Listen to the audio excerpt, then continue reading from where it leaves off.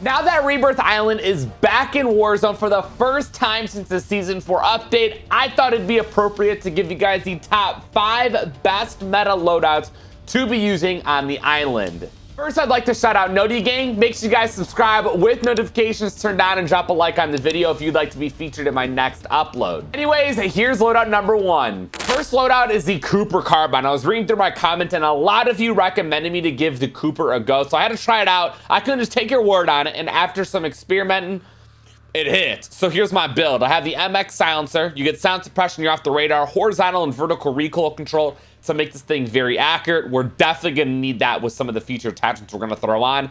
And we get damage range, which makes the weapon a lot stronger at longer range gunfights. For the barrel, Cooper Custom is the only appropriate choice here. Highly accurate and controllable, and makes an absolute laser. We get the fire rate and damage range, so it makes this thing a killing machine. And that's all you really need when it comes to a barrel. For the optic, you could do the G16. I'm not really that much of a fan of it, so I just go with the SVT. I think it's the better option because you're able to zoom in. For the stock, 45W. With this, you get recoil control when mounted, crouched, or prone, so your weapon's more accurate when you're doing those actions. And you get accuracy and recoil during sustained fire. So anytime you're in a gunfight, your weapon is naturally more accurate. So almost all the time, it's gonna be a beamer. And again, we're gonna need it. For the underbarrel, no brainer, M1941 hand stop is the best underbarrel for controlling recoil. For the ammunition, the 60, because of how fast this thing shoots, you're gonna burn through ammo. Any other barrel, man, is gonna be terrible. Not only that, the reload speed on the Cooper, it's kind of a mess. So with this, we get another increase in fire rate. What is this? 2 to 3 attachments on that gives us that. And we get recoil and accuracy.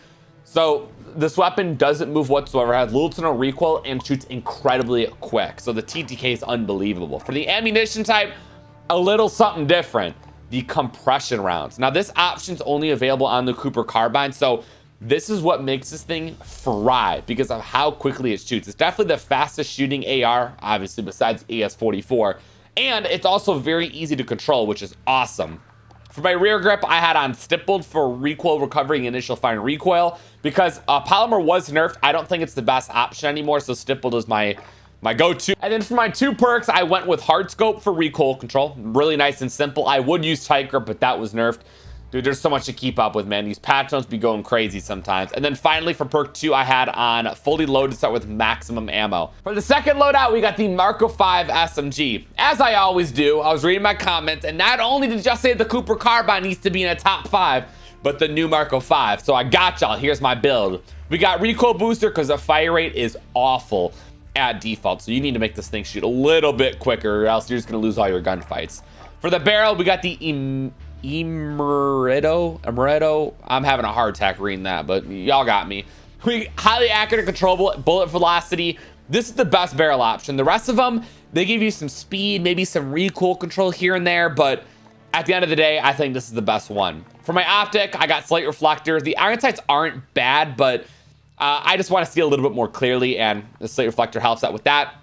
For my stock, I had on the Emerito, again, bro, what's up with this word? FR stock. I get initial fire and recoil control, so my weapon's a little bit more accurate with the first few shots. I get some movement speed, ADS. I get a little bit of the best of both worlds, to say the least, which is awesome. For my underbarrel, I had on the M1941 hand stop for better recoil control. For my ammunition, I went with the 48. You think maybe the 64 is better because you get more, but you lose out on bullet velocity, and the bullet velocity is already trash, so messing it up is not going to make it any better. So the 48 is the best option. You get more ammo, bigger magazine, slower reload, perfect, nice and simple. Ammunition type, I went with hollow point.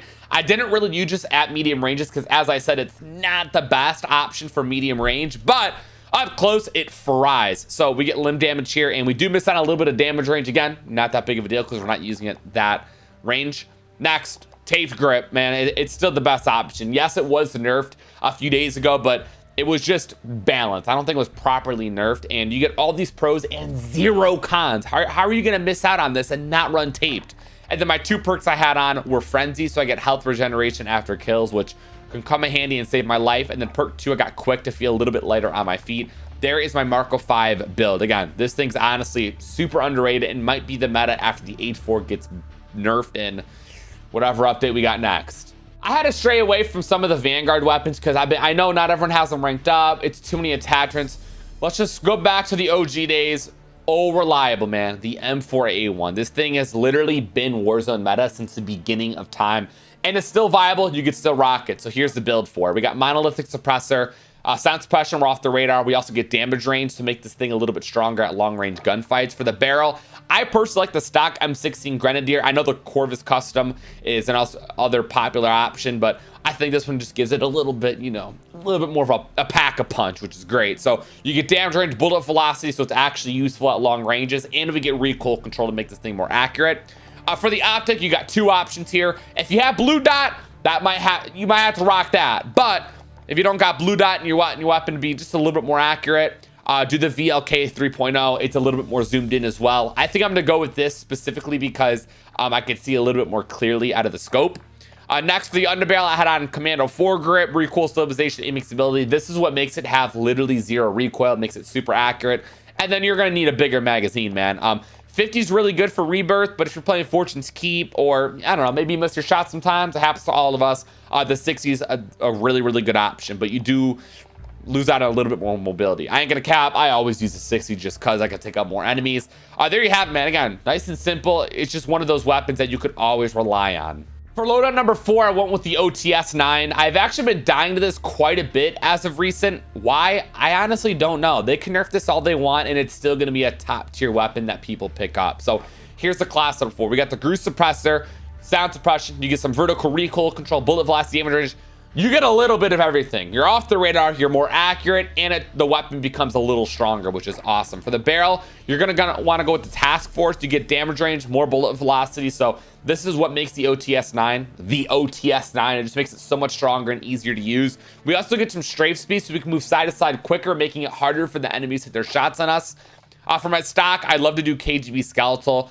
Dude, you feel so quick. Look at the mobility bar, man. It goes up so much. The sprint to fire is great. You usually get the first shot off anytime you use the OTS and this stock on it. And then I also have on a magazine, which we do the 40 round fast mag. This is the biggest one, so you better reload quick because you will be reloading a lot with this 40 round. And then the final attachment's all up to you, man. You could do a laser, underbarrel, rear grip.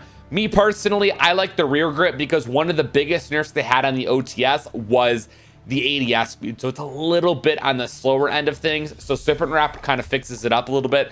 And there you have it, man. There is the OTS-9 build. Again, I've been dying to this so much recently.